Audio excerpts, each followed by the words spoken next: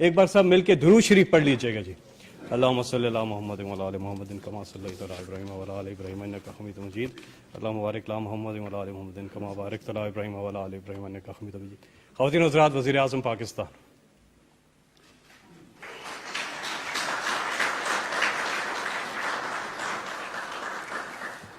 بسم اللہ الرحمن الرحیم.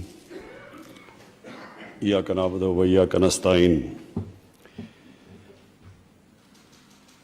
آج سے 35 سال پہلے میں نے فیصلہ کیا شوکت خانم کینسر ہاسپٹل بنانے کا. اور وہ کیوں فیصلہ کیا کہ اپنے گھر میں کینسر کی تکلیف دیکھی اور پھر دیکھا کہ کینسر کا کتنا مہنگا علاج ہے، اور پھر یہ دیکھا کہ پاکستان میں کوئی اسپیشلائز کینسر ہاسپٹل بھی نہیں، اور یہ ریئلائز کیا کہ ایک عام آدمی اگر ہاسپٹل ہوتا بھی تو اس کے پاس کبھی اتنا پیسہ نہیں ہونا تھا کینسر کا مہنگا علاج کروانے کے لیے. تو یہ وجہ تھی کہ پوری اگلے 10 سال میں نے اسٹرگل کی ہاسپٹل کھولنے کی. اور ہاسپٹل کھولنے کا مقصد کہ ایک ایسا ہاسپٹل ہو جس گھر میں کینسر کی تکلیف ہو وہ اس ہاسپٹل میں جا سکیں اور ان کو یہ فکر نہ ہو کہ ہمارے پاس کینسر کے مہنگے علاج کے پیسے نہیں ہیں.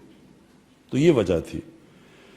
اور جب کینسر ہاسپٹل کھلا آج سے 25 سال پہلے، تو مجھے اس کی سب سے بڑی خوشی یہ تھی، وہ بیچارے لوگ جو کبھی سوچ بھی نہیں سکتے تھے کینسر کا علاج کروانے کے لیے، وہ اس ہاسپٹل میں آج بھی آتے ہیں اور ان کا علاج مفت ہوتا ہے، اور ان کو مکمل طور پہ ایک وہ ٹریٹمنٹ ملتی ہے جو ایک طرف پیسے والے کو ٹریٹمنٹ مل رہی ہوتی ہے اور ایک طرف مفت علاج پہ ان کو ٹریٹمنٹ مل رہی. کوئی ڈاکٹرز نرسز فرق نہیں کرتے انسانوں کے اندر، ایک ہی طرح کا علاج ملتا ہے.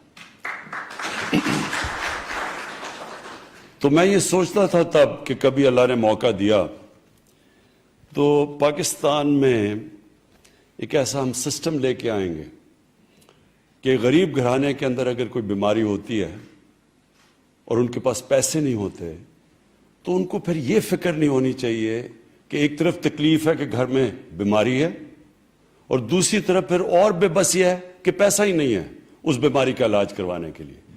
تو یہ ہماری تب جب میں پالیٹکس میں آیا میں نے کہا کہ اللہ ایک دن مجھے موقع دے گا تو میں یہ سب سے پہلے چیز کروں گا. اور میں جن گھروں کے اندر اس طرح کے واقعہ ہو چکے ہیں کہ گھر میں بیماری اور پیسے نہیں ہیں، وہ سب جانتے ہیں کہ میں کیا بات کہہ رہا ہوں. اس سے بڑی ایک گھر میں بے بسی کا عالم نہیں ہوتا. اور کینسر کے اور جتنا مہنگا علاج ہوتا ہے وہ بیچارے لوگ اپنا سب کچھ بیچ بیٹھتے ہیں، مقروض ہو جاتے ہیں، قرضے چڑھ جاتے ہیں گھر کے اوپر. وہ لوگ جو سفید پوش ہوتے ہیں وہ غربت کی لکیر کے نیچے چلے جاتے ہیں علاج کرواتے. تو یہ آج جو ہم آزاد جموں اور کشمیر کے لیے لانچ کر رہے ہیں ہیلتھ کارڈ، مجھے آج اس کی بہت خوشی ہے کہ 12 لاکھ خاندانوں کو ایک ہیلتھ انشورنس ملے گی. اور کوئی بھی ان کو کسی بھی کتنے 40 ہسپتال کتنے 350 ہسپتال ہوں گے پرائیویٹ اور گورنمنٹ کے سارے پاکستان میں کہ وہ جا کے اپنے ہیلتھ کارڈ سے کہیں بھی جا کے اپنا علاج کروا سکیں. اور یہ بھی مجھے بڑی خوشی ہے، یہ سب سے پہلے پختونخوا میں ہم جب ہماری حکومت تھی پچھلے دور میں تو ادھر سے ہم نے شروع کیا. تب بھی بڑے لوگ کہتے تھے کہ یہ ہو نہیں سکتا. تو پختونخوا نے اب فیصلہ کیا ہے کہ سب مکمل طور پہ ہر پختونخوا کے شہری کو ہیلتھ کارڈ ملے گا، یعنی کہ ہر شہری کے پاس ہیلتھ انشورنس ہوگی. پنجاب میں 60 لاکھ خاندانوں نے کو پنجاب گورنمنٹ اب تک دے چکی ہے ہیلتھ کارڈ، اور ان کی بھی کوشش ہے کہ 2021 کے آخر تک ہر خاندان کے پاس ہیلتھ کارڈ ہوگا. اور میں یہ آزاد کشمیر کا میں اس لیے خوش ہوں کہ دوسری طرف کشمیر میں لوگوں کو پتہ چلے گا جو آج کل بڑی مشکلوں میں ہیں، جن کے اوپر ایک فیشسٹ وہ حکومت جو سب سے زیادہ ظالم حکومت ہے مسلمانوں کے لیے اور کشمیریوں کے لیے، ان کو ایک پیغام جائے گا کہ دیکھیں ہم اپنے لوگوں کو کیسے رکھتے ہیں، کہ کس طرح کی ہم سہولت دے رہے ہیں. اور یہ آپ کو حیرت ہوگی کہ وہ ملک جو بڑے امیر ملک ہیں، ڈیولپڈ نیشنز جن کو کہتے ہیں، وہاں بھی یونیورسل ہیلتھ کوریج نہیں ہے. جو آج ہم پاکستان کرنے جا رہے ہیں وہ ادھر ان ملکوں میں بھی نہیں ہے جن کی پر کیپٹا انکم ہمارے سے بہت زیادہ ہے. تو یہ ایک بڑا جرأت مند فیصلہ تھا ہماری حکومت کا کہ اتنا بڑا قدم اٹھانے کو، کہ ایک طرف قرضے چڑھے ہوئے ہیں ملک کے اوپر اور ابھی ہمارے پاس وہ وسائل نہیں ہیں، لیکن اس کے باوجود ہم نے فیصلہ کیا کہ ہم سب سے پہلے جو بنیادی ضروریات ہیں ہمارے لوگوں کی وہ پوری کریں گے. اور جب میں مدینہ کی ریاست کی بات کرتا ہوں تو یہ ہم نے یہ کدھر سے لیا، یہ سوچ کدھر سے آئی؟ یہ نبی صلی اللہ علیہ وسلم سے سوچ آئی.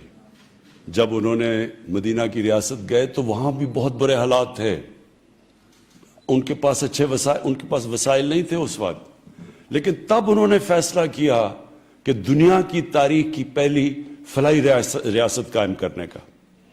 تو لوگ کہتے ہیں کہ جی پہلے پیسے آئیں گے پھر فلاحی ریاست بنے گی. انہوں نے ثابت کیا کہ پہلے فلاحی ریاست بنتی ہے اور پھر پیسہ آتا ہے. یعنی کہ اللہ کی برکت آتی ہے جب آپ ایک دکھی انسانیت یا غریب لوگوں کی جب مدد کرتے ہیں، اوپر والا غریب کی دعا سنتا ہے اور پھر وہ خوشحالی لے کے آتا ہے. اور اگر آج آپ نے دیکھنی ہے خوشحالی، یعنی جو میں نے ساری دنیا میں پھرا ہوں، سب سے خوشحال جگہ اسکینڈینیوین ملک ہیں.